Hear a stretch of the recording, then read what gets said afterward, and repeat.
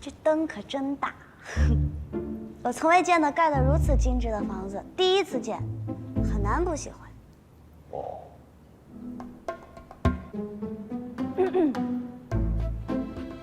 坐下。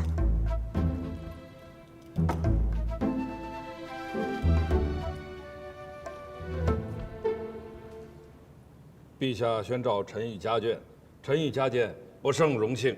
哎，陈爱卿不必多礼啊。之前你委曲求全，以娄家退去了卿士，朕还不曾嘉奖于你和你的全家呢。何将军满门忠烈，为国尽忠，臣全家对其伟德感佩至极。自要满足何将军临终之言，不曾委曲求全。过谦了，陈爱卿，这奖啊，终究还是要奖的。那个是爱卿之女吧？是。啊。过来一些，让朕和皇后好好的看看你。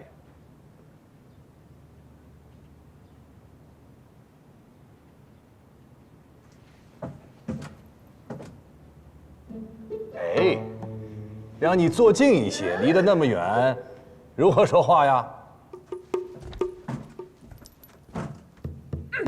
你也不要动。嗯。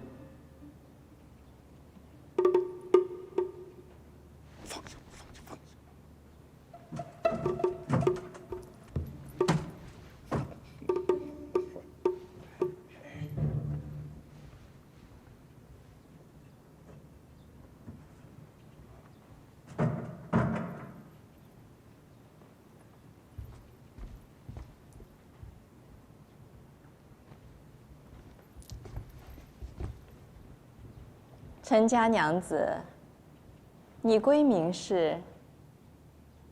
我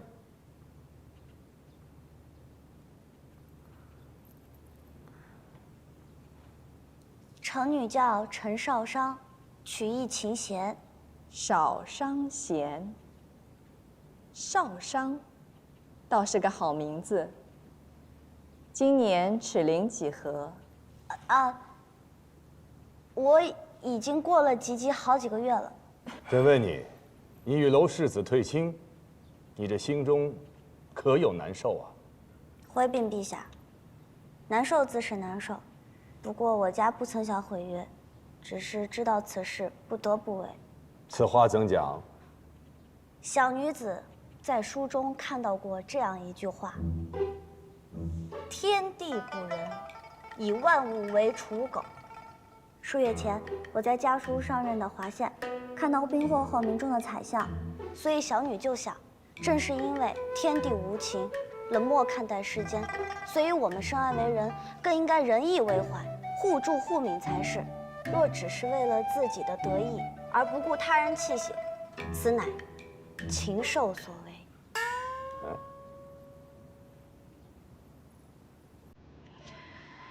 你可知这句是哪位圣贤说的？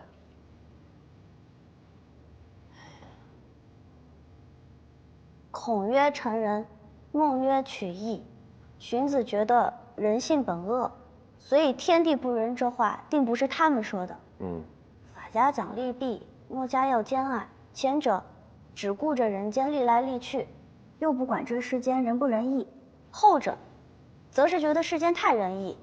既是如此仁义，人们更应该珍爱彼此，所以此话也应该不是他们说的。最后一个就是道家老庄，所以此话定是老子所说。为何不是庄子？因为阿母让我看的《庄子书卷》，我不曾看，不知道里面写了什么。你倒是猜对了，但这意思却不对。天地不仁，以万物为刍狗，不是把万物当成猪狗冷漠无情之意，而是说天地对待万事万物都是一样的，一切顺其自然。这句话原来是这个意思啊！是啊，陈爱卿，厉害啊！你啊，教女有方啊！不敢不敢，都是内子教的好。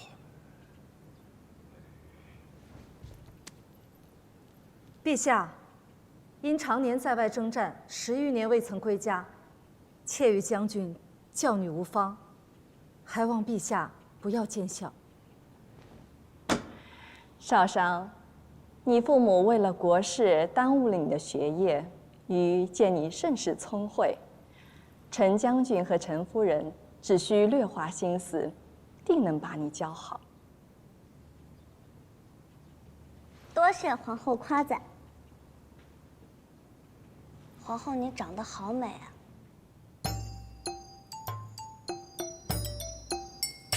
袅袅，休掉无言。哼，那真要问你了，是你阿母好看，还是皇后好看啊？皇后好看。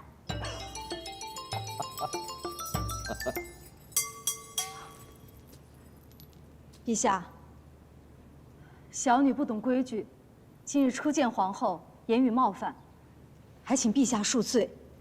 皇后恕罪。无妨无妨，朕觉得这孩子呀，率真、坦诚，倒是有趣啊。对了，两位爱卿早起奉诏，应该不曾用膳吧？阿父阿母不曾用膳，我用膳了。我在车里吃了一个饼子，不过现下还是饿了。哦，你吃过饼子了？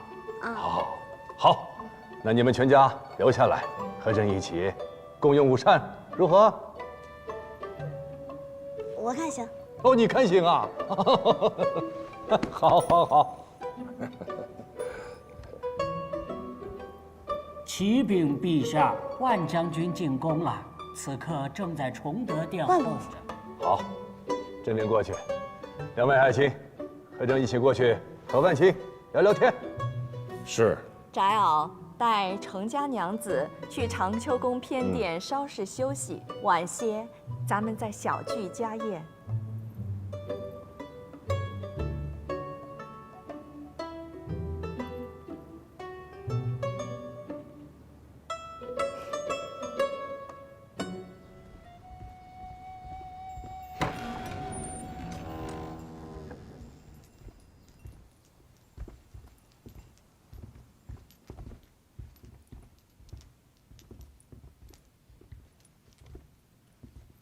老身去服侍皇后换衣，程娘子且稍坐。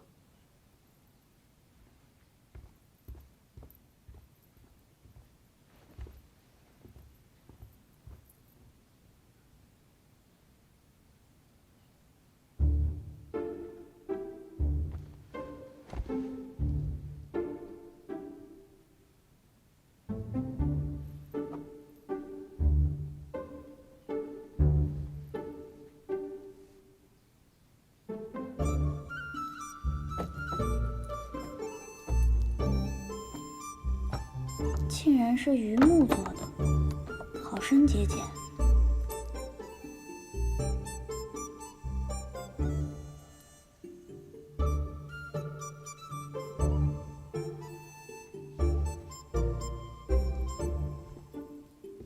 此殿堂高3丈有余，柱围却2人可抱，可见并不完全依靠梁柱来支撑。这倒是与寻常百姓家的屋舍不同。也不知道是用了什么妙法建起来的。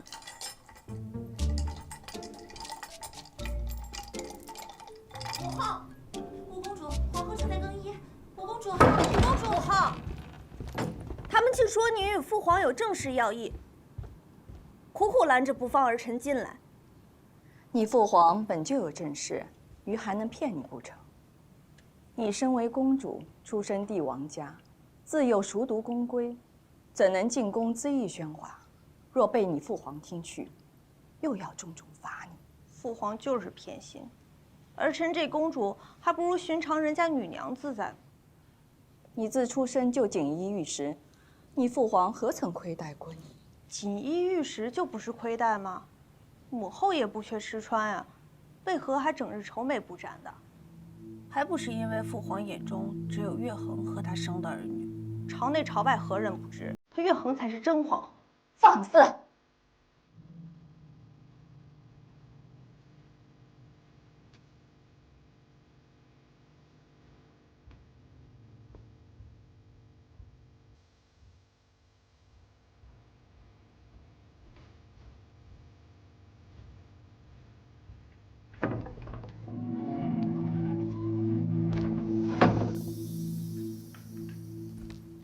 是谁在你面前挑拨这些离心的话去？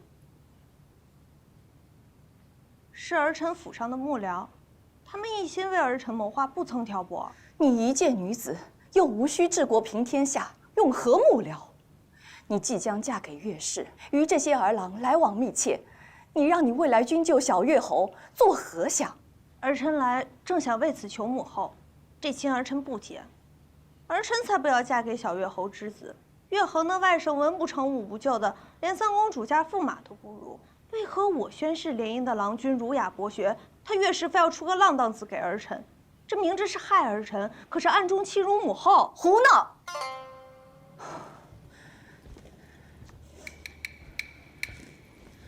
三公主曾心悦子胜，可在你父皇赐婚后，依旧心甘情愿嫁入宣室，你又为何不可？那是凌子胜瞧不上他，我宣氏的儿郎又不比凌不疑差，才不得不选。我要是答应嫁给岳氏那浪荡子，他怕是要笑死我。母妃没瞧见五公主哭着跑进长秋宫的慌张模样，真笑死人。看来父皇果真铁心要将她嫁去舅父家了。真的是，他有何不满？娶一个如此骄横无礼的心腹，说来还是舅父家吃亏。你表哥那般浪荡子，五公主不愿嫁他也不奇怪啊。凭何不嫁？儿臣当年心悦子受，父皇让儿臣嫁与宣氏为妇，儿臣不也含泪嫁了吗？同为公主，同等联姻，凭何他想不嫁便不嫁？我劝你还是少白日做梦些。林子胜若是看得上你这般鬼模样，还至于令你父皇为他担忧多年吗？怕是能嫁他的女娘，早就能绕都城围一圈了。母妃，你怎如此贬低亲生女儿？不服呀？宣氏驸马有功勋傍身，非但家世清白，为人更是刚正不阿。你想想你那表哥，成日里花街柳巷的乱窜，哪个女娘肯嫁他？若是让你跟小五换个郎婿，你乐意吗？那小五满府幕僚呢？日日凑在一处，假称生意国事，实则背地里做甚，谁又知道？小五不乐意，不过是因为瞧不上岳氏。你少在这儿煽风点火。你自小在你舅父家长大，他定是没少在你面前挑唆长秋宫跟我岳氏的恩怨。今日我把话放在这儿，我此生只图个清静日子，收起你们肚子里那些弯弯绕绕，少给我惹是生非，否则我定不会保你们。时辰不早了，去家宴吧。母妃不去。我最烦那些无趣的宫宴，又不是个个都熟，何必在一起假装热闹？那母妃就让他们长秋宫出风头。我愿把风头送给谁就送给谁，你不服？我不服。若说男大当婚，女大当嫁，那凌子胜至今也未成亲啊，为何父皇纵容他逍遥自在？父皇纵容他胜过亲生儿女，怕不是他凌不疑才是父皇流落在外的孩儿吧？你怎可如此侮辱你父皇？子胜是霍将军外甥，是霍家唯一血脉。当初霍家为救天下，全族皆亡，以至于你父皇愧疚至今。你怎能说出这般凉薄话语？霍冲不过是凌子胜舅父而已，死的人再多，也只不过是母族而已。明明自己的阿父阿母存活在世，是他脾性古怪，不肯亲近，偏偏赖在宫中抢儿臣的阿父阿母，何来此理啊？住口！你再这样胡说，可真要罚你了。母后只管罚我好了，我知你们都弃我忤逆，可我无非是想做个如男子般行走朝堂、建功立业、有一番作为的女娘。总之，我绝对不会嫁给岳氏。若我连自己婚事都做不得主，不妨一死了之。母后，你去哪儿啊？我话还没说完呢，母后。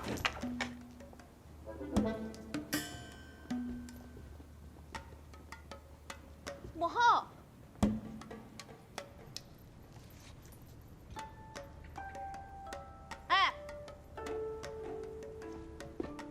哎，哪儿来的贱婢，竟敢偷听？我不曾偷听，是你嗓门太大，我不想听也得听。大胆，敢在长秋宫中放肆！来人，将这个不知尊卑的贱婢拖下去杖责。是。五公主留人。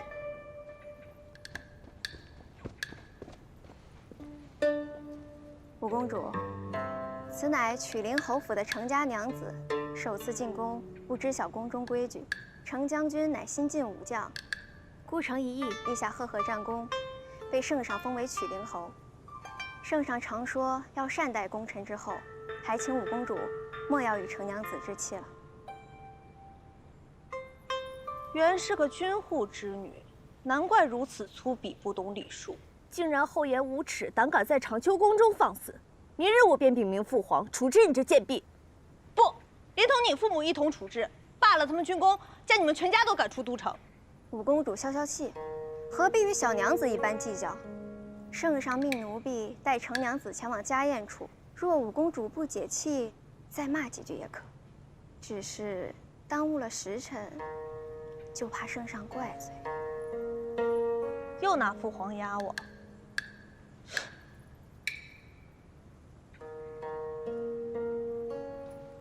算你命好，若非有宫宴，我定饶不了你。宴席上最好小心谨慎些，莫要让我抓到把柄，否则让你们程氏全家赔罪。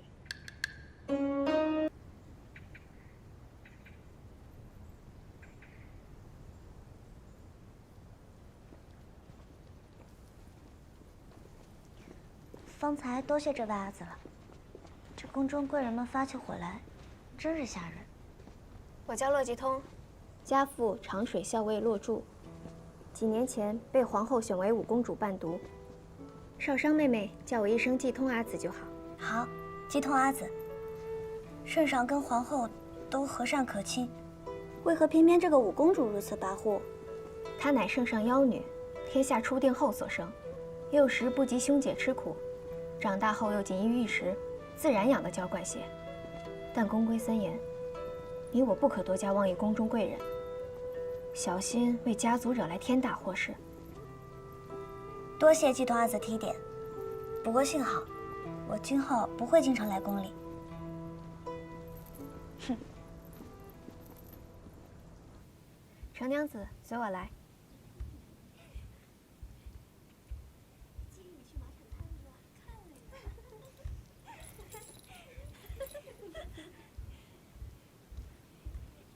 程娘子，坐在此处即可。多谢。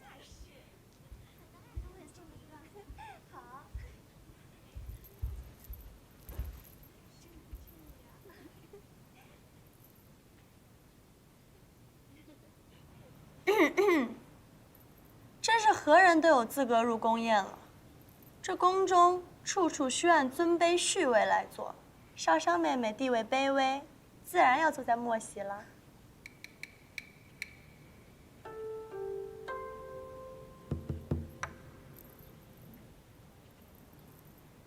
我若不来，这位置就是你的。你看你那样，还好意思说我？你敢讥笑于我？真是聒噪！长秋宫的人怎会如此不懂规矩？你身为皇后生女，也不怕让姨母丢了颜面？岳飞倒是教了你们永乐宫的人要守规矩。敢问今日为何不带宣氏驸马来家宴呀？是三子与宣氏驸马又起了争执，还是因为今日子胜会来，三子把宣氏驸马留在府中了？五妹，与其操心他人夫妇房中事，还不如思虑你那一屋子面首如何处置啊！你若再不赶紧将他们驱散，只怕过不了几日，连都城人都知晓了。你，今日家宴，各位都少说一句，也憋不死人。若还压不住，待会儿父皇母后来了，你们大可把现在的话当他们面说，看看臊不臊得慌。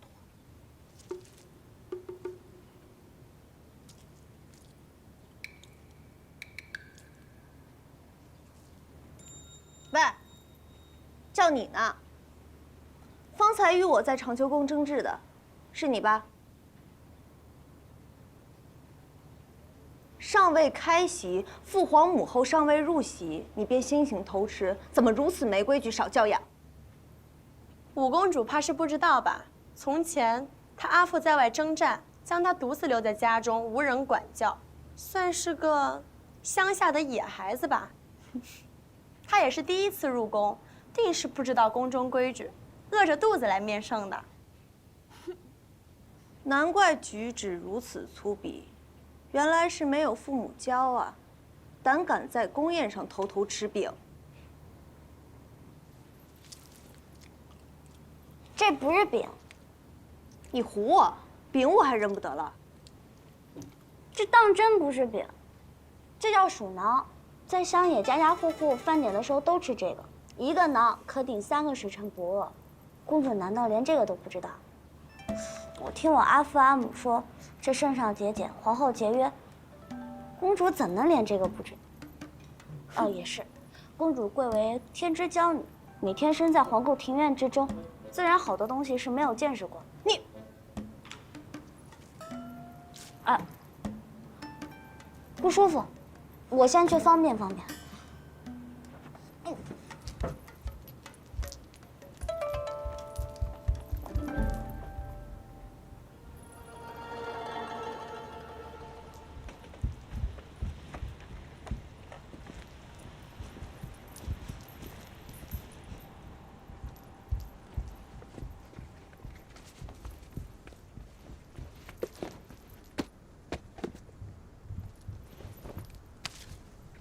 程小娘子嘴巴挺了得，倒叫我看看这脚上功夫如何呀？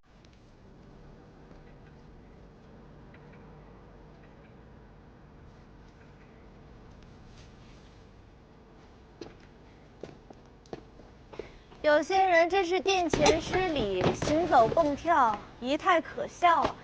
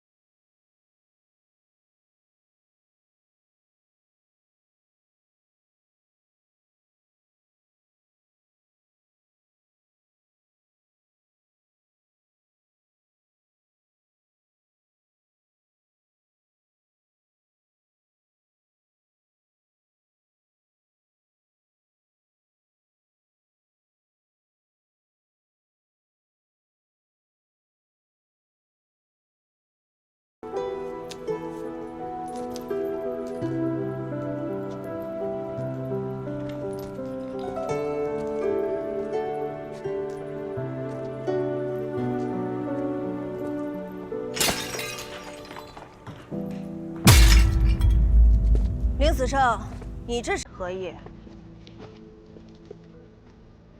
早听闻圣上已为五公主觅得了岳氏驸马，驸马人品风流，乃是旷世少见之人，与五公主甚是般配。子胜在此先行恭喜了。你敢笑话我？子胜，三公主与宣侯世子成婚时，臣人在外征战，未能及时恭贺，在此道一声迟来的恭喜。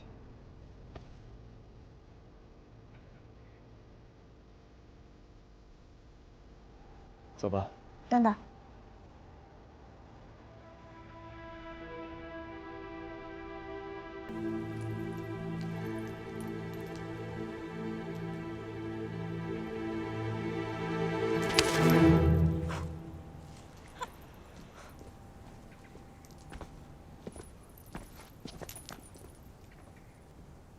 你这个小贱婢！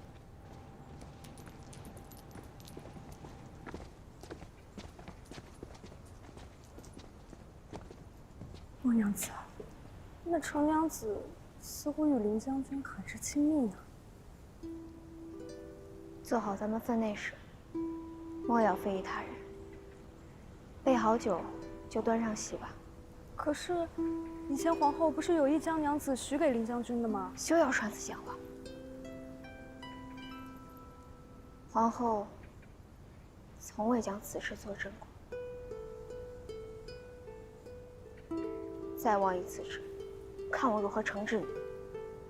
是。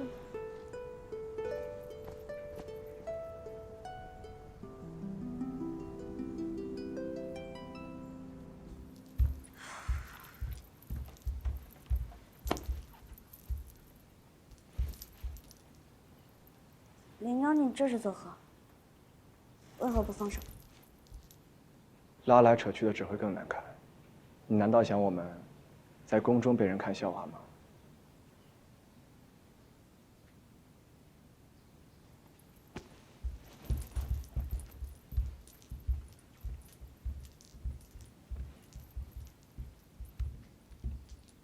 你坐此处吧。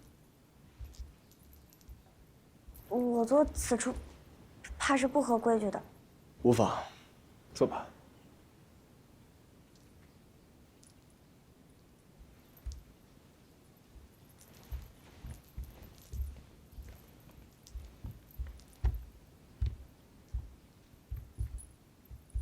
如今宫里行事愈发不讲规矩了，连一个小女娘都可以坐在皇兄身侧。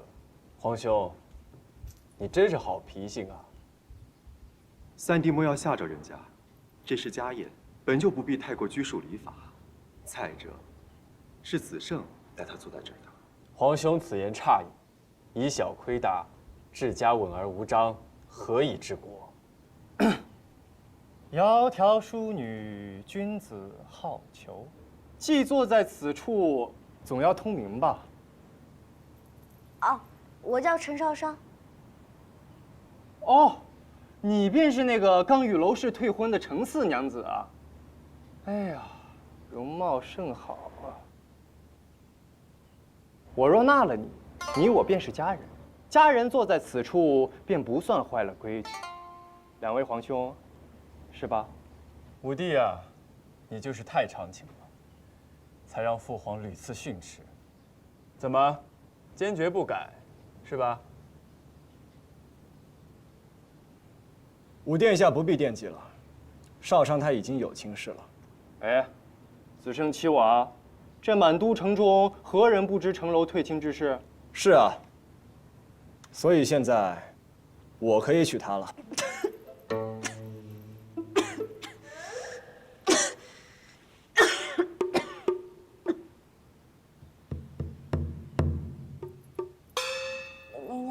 你莫要冲动，不要为了帮我，把自己终身大事给毁了。哼，怕是子胜和皇兄待得太久了，气势不若从前凌厉，竟连一个小女娘都敢违抗你的命令。陛下到。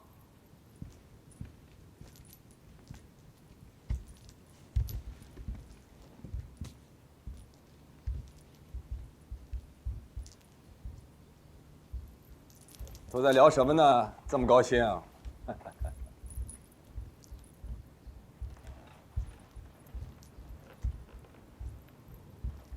巡城家宴不必如此拘束。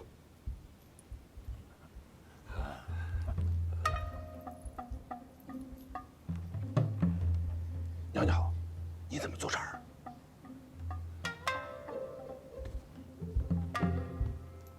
陛下，此事你这是？臣请您代行长辈之职，向程四娘子提亲。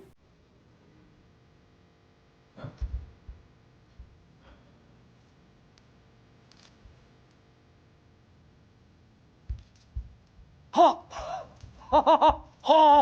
好，哎呀，好，朕还以为这件事啊要拖许久呢。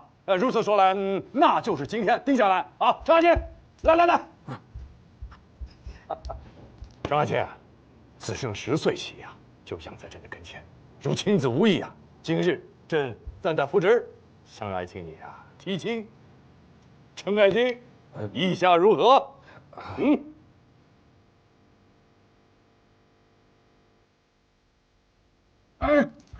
贤弟，好亲事啊，好亲事！还愣着干嘛？快答应啊！臣自是，这是好事啊！好事，好事。臣自然，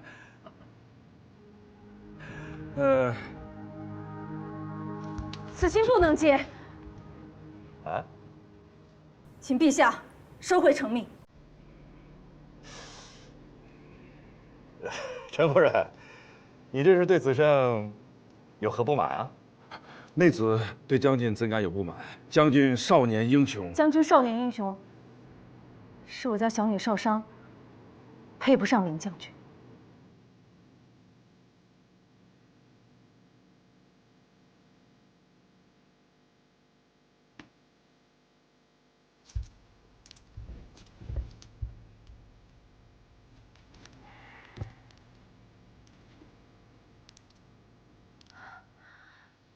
小女自幼缺乏管教，行事顽劣不堪。自妾归家以来，读书不行，习武不成，女德没有，口德不修。妾本欲严加管教，奈何他目无尊长，不服管教。妾怎敢对天颜有所欺瞒？若少商非我子女，如此心腹嫁我程氏，妾也绝计不会答应。若换做程氏其他女娘，能得到陛下垂爱照拂，我们程氏也深感荣耀。陛下，少商好勇斗狠，妾担心，若真嫁给林将军，日后会酿出大祸，连累程氏全家性命。陛下，这门亲事绝嫁，只是少商他自己配不上。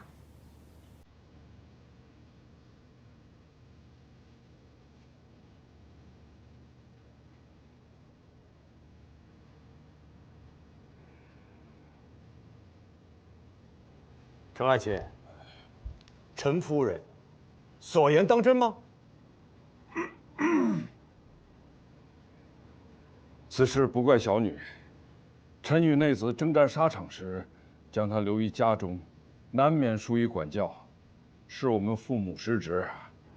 自古家丑不可外扬，妾也想给小女留些颜面，怎奈她委实不堪重用。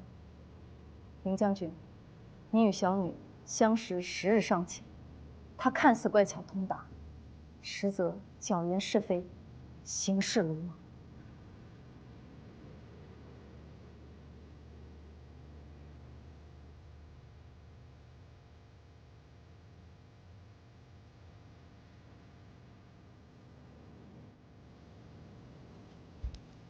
程娘子，你认为你自己真的如你母亲所说那般，如此不堪吗？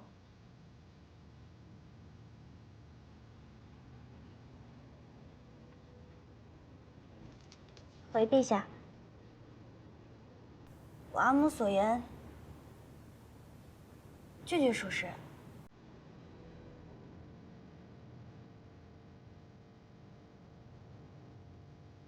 臣女这般品行，连自己阿母都瞧不上的人，如何配得了天人之资的林将军？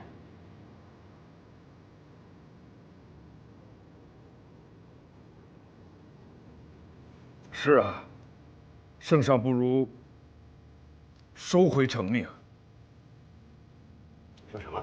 想不到啊，真想不到，竟然会有人为不嫁子胜，将自己的亲女贬得一文不值。在我的印象里面，全都城的女娘都争着抢着要嫁给子胜，可偏偏程家为拒婚不惜违抗皇命。不知道是程夫人用心良苦，还是子胜令人家心生惧意啊。三弟慎言，此事攸关皇家颜面。陈将军，还请三思而后行。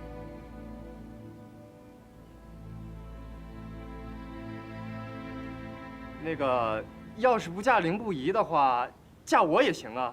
这个程娘子与我倒是挺配的，她粗鄙不堪，我放浪不羁，我俩才应该是一对儿。说什么呢？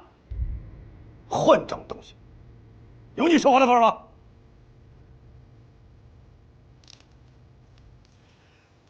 陈氏，君无戏言。朕今天向你提亲，诚意已表，你敢当众拒婚，你这是辱居龙颜啊！你祸连家族啊！陈氏，朕容你三思后再回答。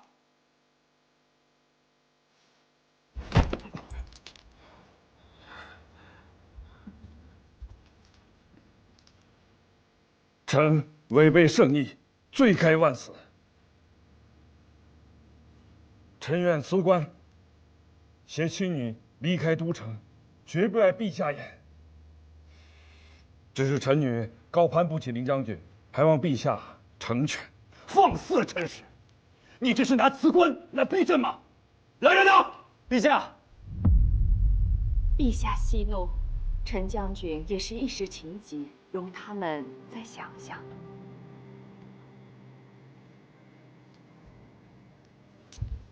陛下，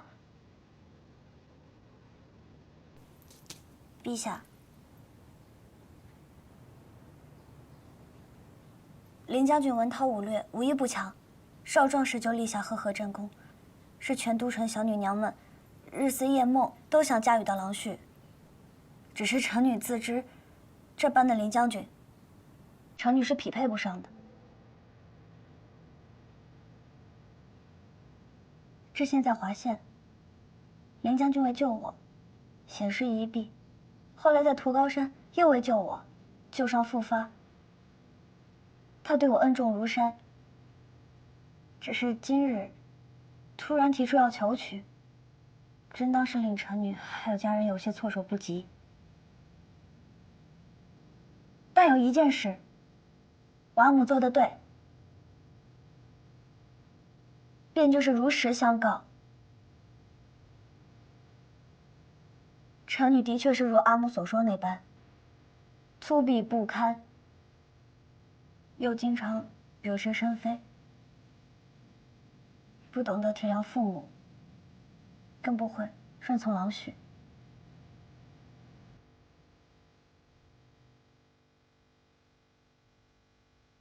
不过抛开这些都不说，臣女今日就想问林将军一句话。林将军，你日后寻得的心腹，自然是比我好个千百倍。我这人自幼倔强，不服从管教，更不会听你的话，这样的我，你还想娶吗？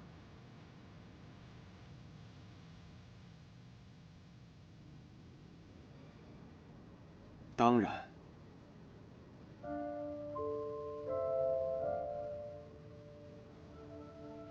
我从不知自己在你眼里原是这般的好，想必你也不知，在我眼里，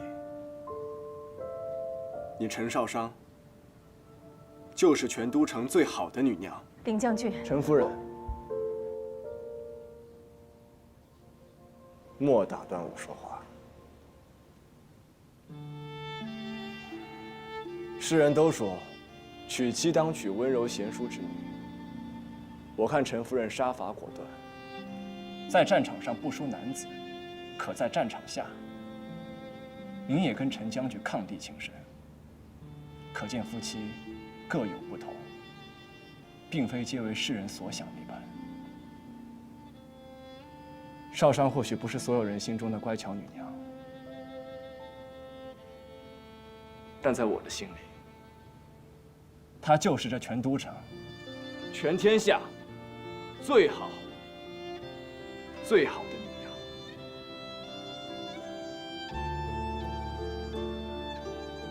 她天真果敢，敢爱敢恨，是天底下最能与我并肩同行之人。子胜此生，非她不娶。好，说得好。陈娘子，既然此胜一决，你呢？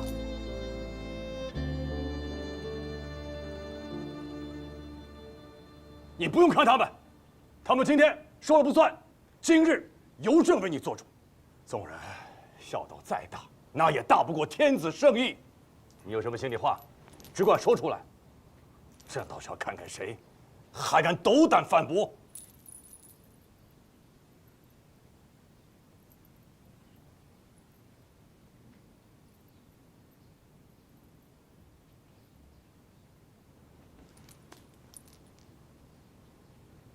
臣女无需他人决断，只听自身。臣女愿高攀林将军一次。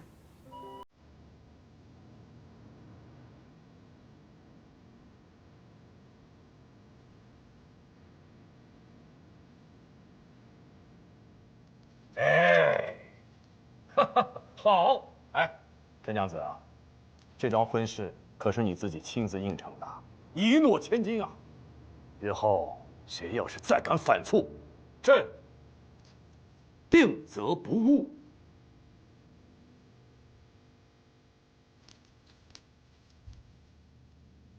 谢陛下。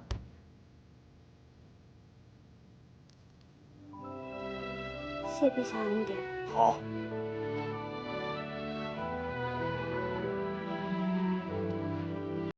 成事还不谢恩呐？臣父谢陛下恩典。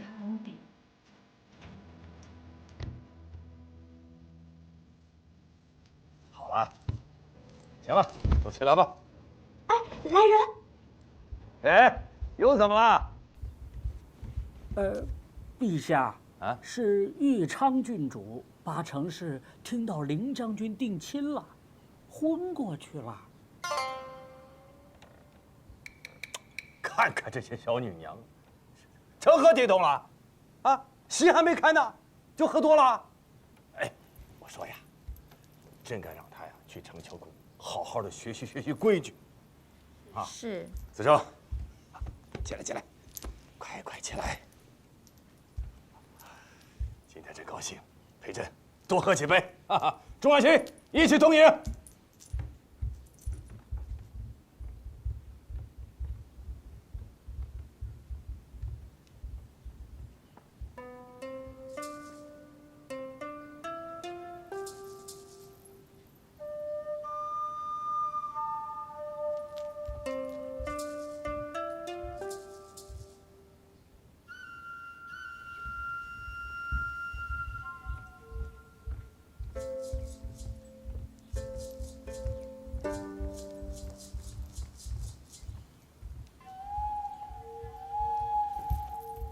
跪下！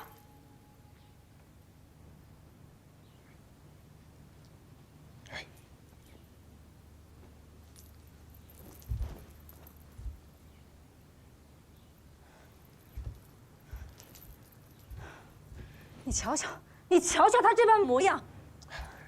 夫人，来，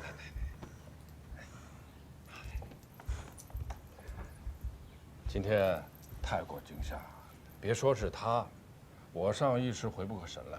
他受惊吓，我看他今日威风得很啊，当众允婚，连圣威都丝毫不惧啊。进宫前，阿母嘱咐了许多道理规矩，可这规矩里没有一条是抗旨不遵。放肆！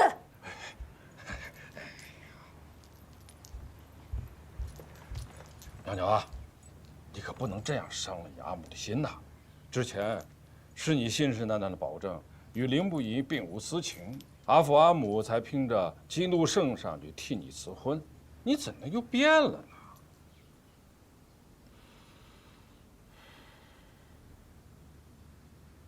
之前我要嫁与阿瑶，阿母就不满意，总在我面前提凌不疑。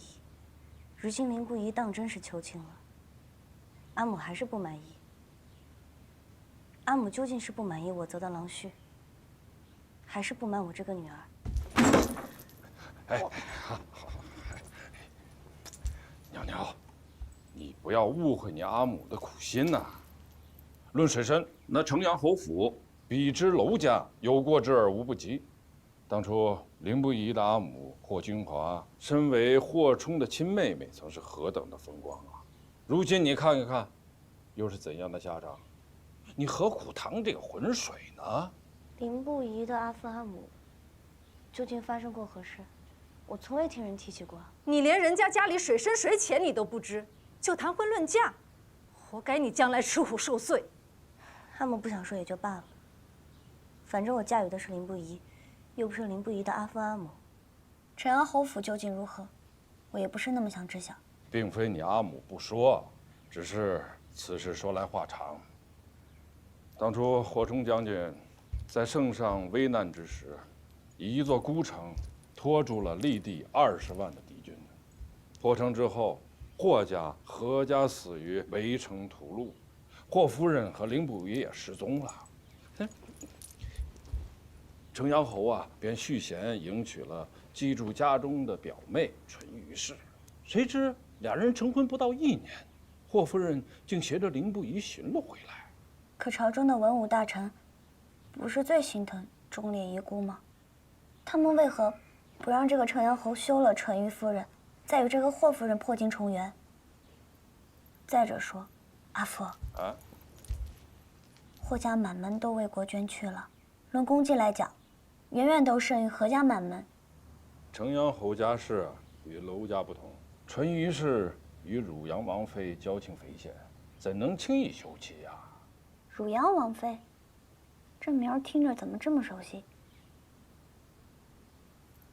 豫昌郡主的大母。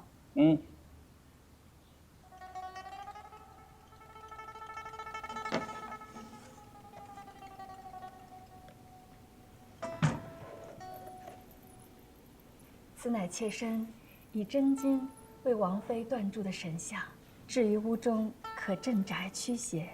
你来瞧老身，便是有心了，何必次次带这般贵重礼物？再贵重的礼物，在王妃面前都不过俗物耳。这些年若不是王妃照拂，就以子胜对我的误会，恐怕妾身早在府中难以立足了。还不是因那霍君华从中作梗，仗着兄长霍冲威望，整日对我们文史一族颐指气使。你就不同，你贤惠体贴，又体恤幼老。当年战乱我受伤，是你日夜不休照顾，我才捡回一条命来。终究是我对不住姐姐。什么叫对不住？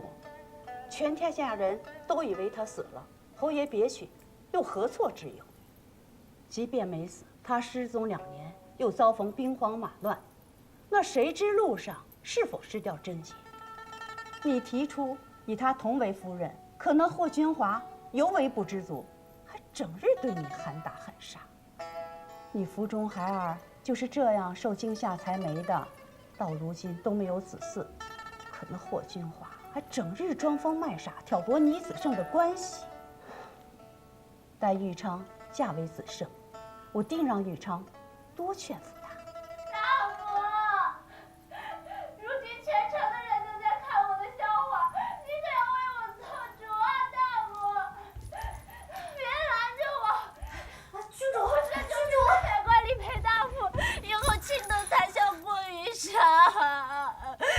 呦，我的心肝儿，你这是在闹什么？大母，全都承认都知道我心愿灵不一，可他近日却到处向程四娘子提亲，我究竟哪里比不过程四娘子？我哪里比不过她？竟让她如此羞辱！谁是程四娘子？竟也配跟你比？哎呀，就是之前在府上与王娘子打架，后来又与娄家定亲的那个程娘子呀。大母，如今子生要娶她，让我被全都城人笑话。郡主请安心，那个程娘子败德损行，我与侯爷都不喜欢她，这亲事肯定成不了。我这就去找侯爷，让他寻子胜好好谈谈。哎呦，快起来啊！来，看我们孩子委屈的，不哭啊，不哭不哭。什么程娘子？我与你阿母都觉得城阳侯府是虎穴龙潭，所以才拼此聚会。娘娘，或许你觉得阿父阿母的言辞刺耳，但我们的确都是为你好。娘娘，淳于是不好相与，只是其一。更令我与你阿父担心的是那个林不疑。林不疑可不比楼瑶，心性坚定，想好的事情他一定是要做的。偏偏是你，也是如此的执拗。两个这么硬的人，能够结为夫妻吗？今后如果你们有些争执，谁会让步啊？我和你阿父可护不住你的。我自然知晓他不好相遇。那你还应下婚事？阿父，女儿可有其他选择？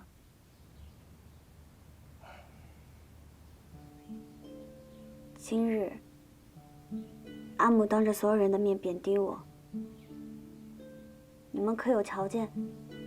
平日里耻笑我粗鄙不堪的那群女娘，是如何的神情？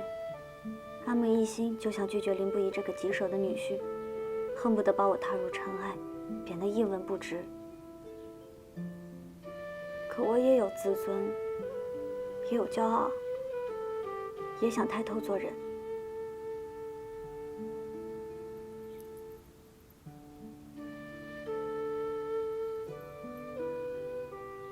阿母，我且问你，若今日圣上赐婚的是堂子，你可还会像今日这般，当着众人的面羞辱他？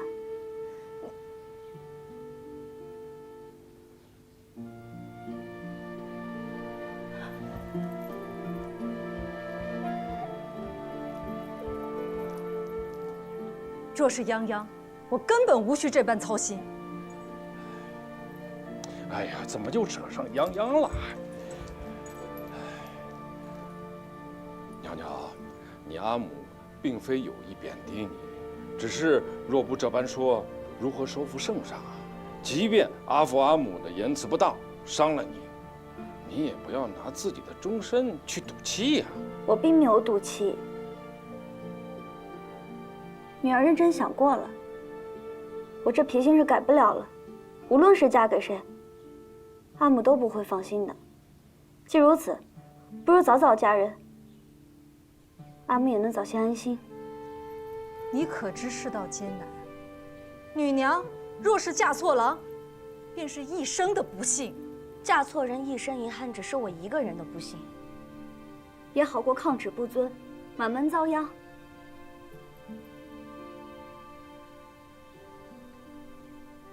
你们未曾教养过我，从前我心中是有怨，不过如今我想明白了，我又何曾对你们尽过孝？所以啊，咱们谁都不亏欠谁的。我不想阿父为了我而丢官，也不想阿父阿母当年抛下我换来的陈家荣耀，又毁在我的手上。若是这样的话，倒会让我自己觉得，我一出生便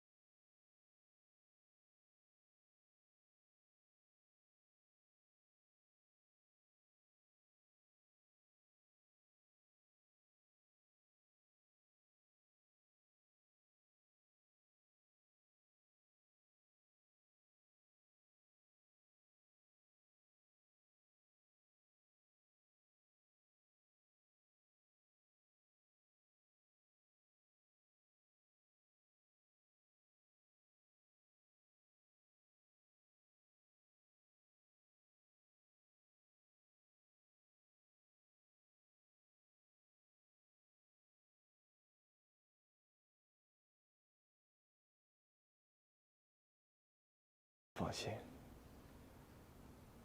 作恶者终将得之以罚。对，那坏人还活在世上，你一定不要放过。阿母，孩儿要娶新妇了。所有苦难终将皆成过往，我们甘负将至。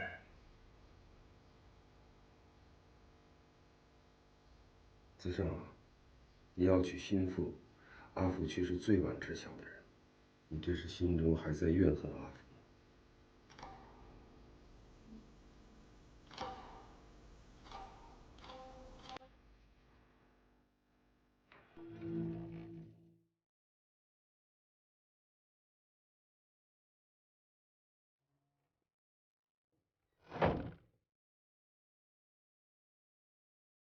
少主公，侯爷说有要事，定要见少主公，属下不敢相拦。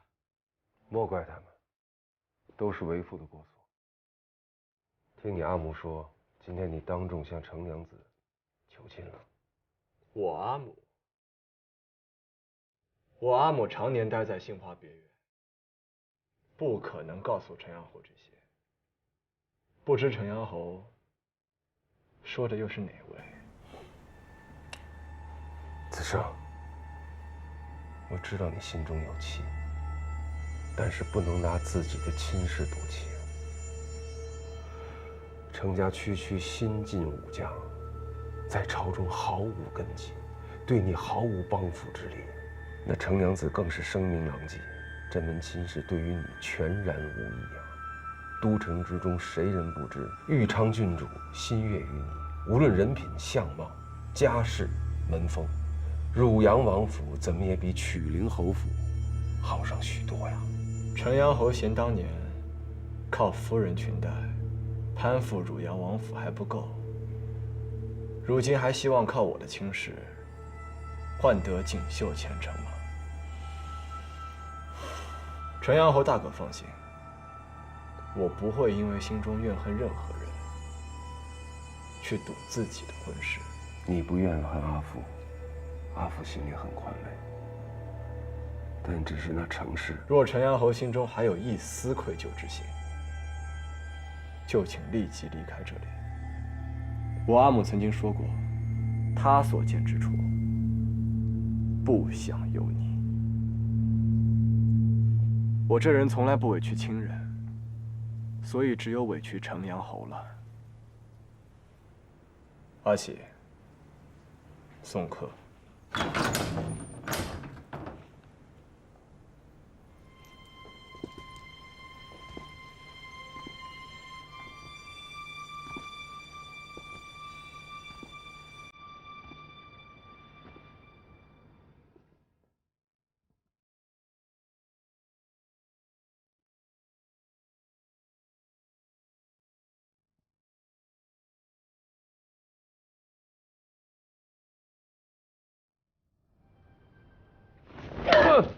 你算什么东西？不知名的阿猫阿狗也敢在我面前放肆！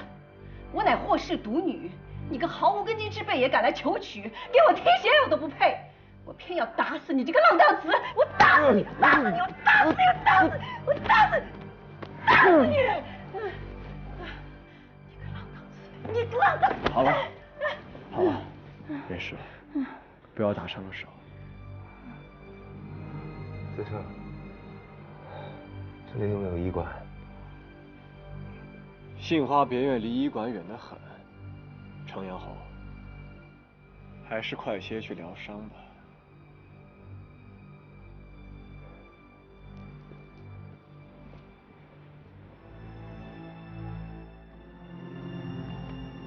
你去。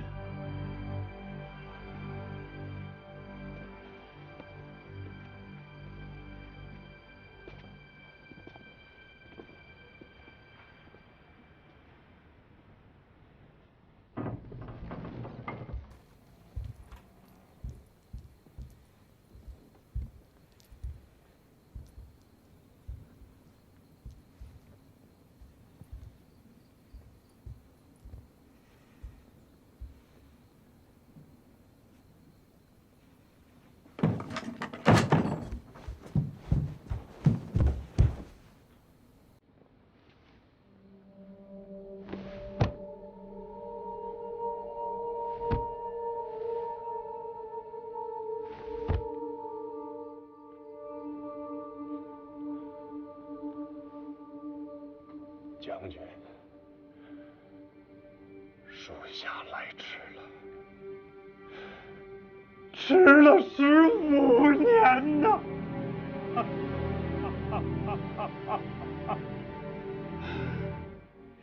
属下对不住你。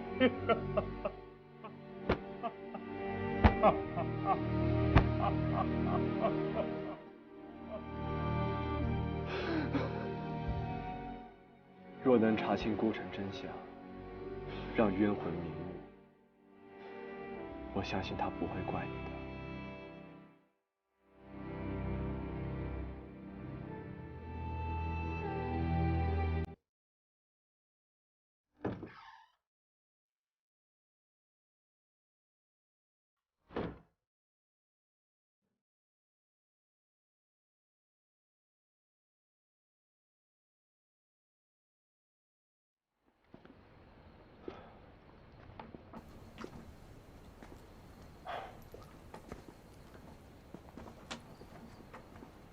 少主公，属下近些时日一直在找寻当年小月侯麾下一事的下落，终于让我查到了个军医。他如今早已改名换姓，正隐居在那城郊西村。我让阿启、阿飞随你一同去西村查探。不可，少主公身边人过于大言，为稳妥起见，还是让属下自己去打探。属下会随时与少主公联系，3日之内必归。那倘若想与你取得联系，我该怎么做？从前战情瞬息万变，我们传令官很容易就落到敌人手中。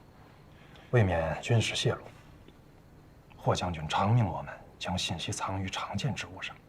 霍家军传讯方式不拘一格，比如折断一根树枝，1短3长，便是属下预先；若是我平安无事，就是2短2长。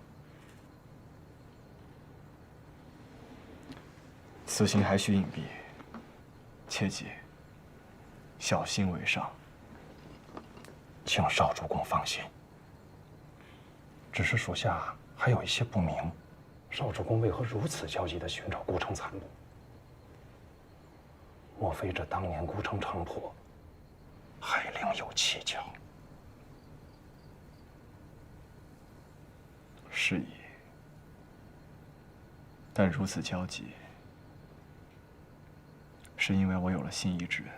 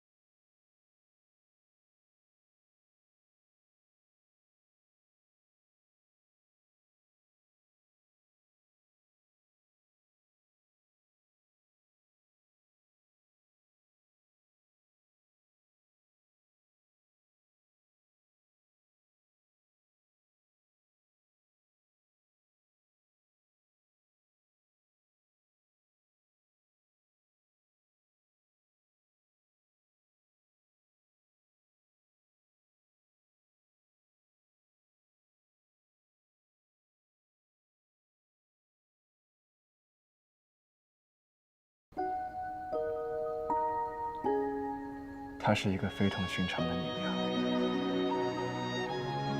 像我这般被困在过往之人，本该孑然一身，但倘若一路艰辛里，同行之人是他，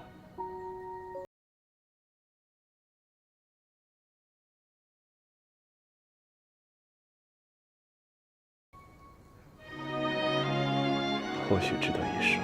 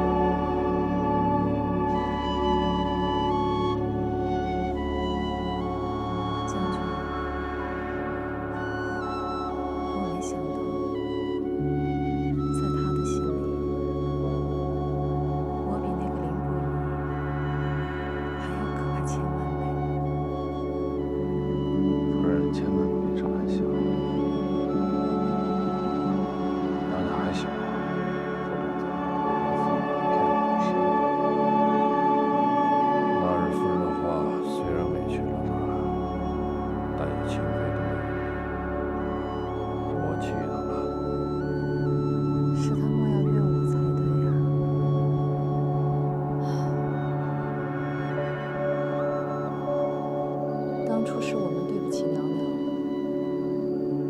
如今他宁可付出自己的英勇，也要与我们对着干，这便是此生恶果呀。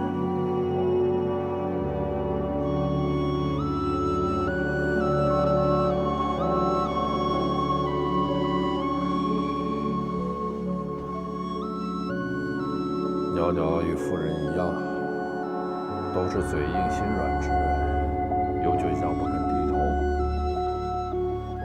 说话总是往最伤人处说。我不怪他，我只怪我自己。当日